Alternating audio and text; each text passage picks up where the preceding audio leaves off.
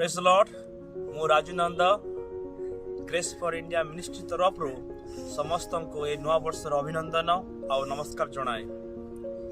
मु ईश्वर वाक्य गोटे पदे कहना चाहूँगी ता 2 कोरिन्थियो 5:17 लेखा अच्छी एणु जदि के ख्रीष्ट ठारे अच्छी तेबे से नूतन सृष्टि होइछि पुरातन विष सब लोप पाई अच्छी देख नूतन विष सब होइछि। एठारे ईश्वर वाक्य यह कहे जिते बेले आम नूतन सृष्टि होता जिते बेले प्रभुंकर संतान होता आम समस्ते गोटे नूतन सृष्टि होता गोटे नूतन क्रिएचर होता। तो ये 2022 वर्ष प्रभु आमको सुरक्षित भाव में कढ़ाई नचंती और 2023 वर्ष को आम पदार्पण करने को जाऊँ।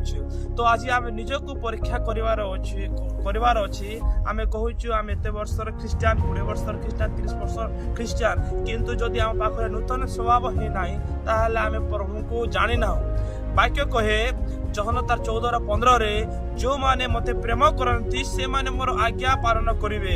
आज विगत दिन रे देखू आज आमे अनेक लोक माने क्रिसमस को कि प्रकार आनंद सहित मजा मजलिस रे से माने सेलिब्रेशन कले करवा खराब नुहे किंतु मेन कथा होची कि ईश्वरंकर गौरव हेबार अछि। मोर प्रिय ईश्वरंकर लोक माने आज आमे बंची होछु यार गुटे उद्देश्य होची कि ईश्वरंकर गौरव निमंते आज आमे समस्त बंची होछु।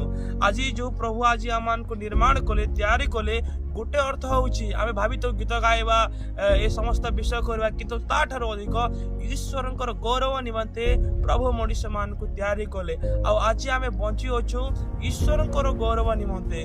जदि आम मान को द्वारा ईश्वरंकर गौरव हो नाही हमर कथा द्वारा हमर वार्ता द्वारा हमर पर्वपर्वाणी द्वारा हमर समस्त विषय द्वारा ताले आमे संतान पर पात्र। तो मु आज आम मान को समस्त को एनकरेज करबा को चाहे ए 2023 वर्ष जो आसु अछि गोटे नुआ आशा गोटे नुआ संकल्प गोटे नुआ भरोसा गोटे नुआ डिटरमिनेशन सहित आमे आरंभ करबा पड़िबो। मु समस्त को एनकरेज करिवि जो लोक माने पाठ पढ़ंती दया पूर्वक 2023 रे गोटे कॉल बनातु बाइबल को संपूर्ण भाव रे पढ़िबा को चेष्टा करंतु चेष्टा नुहे बाध्य भाव रे करंतु आ निज लाइफ रे अप्लाई करंतु जो वाक्य सब पढुचंती। जेतु वाक्य कहे जो माने मत यीशु कहले जो माने मते प्रेम करंती से मोर आज्ञा मानंती। तो मु समस्त को उत्साहित करिवि आज आमे क्रिश्चियन हेचु नूतन संतान हेचु पैसा पाइबा निमंते नुहे।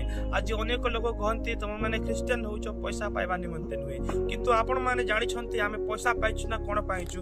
आज आमे क्रिश्चियन हेचु आलोकर संतान भाव रे ख्यात हेबा निमंते आलोकर आचरण करबा निमंते आमे प्रभु को ग्रहण करिवछु किंतु फिर भी आज मध्य आमे अविश्वासी मान को परि जीवन काटुछु।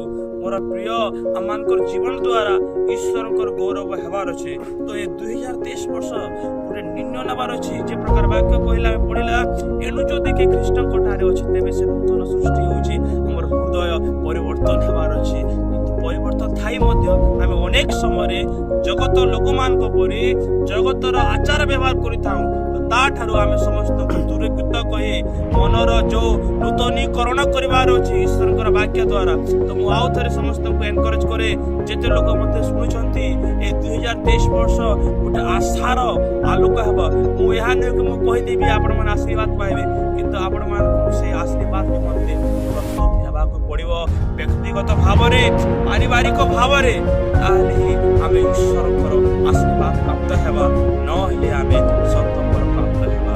प्रभु ए वाक्य द्वारा हम समस्त को आशीर्वाद करतु। ए 2023 वर्ष गोटे आनंदर वर्ष गोटे नूतनीकृत वर्ष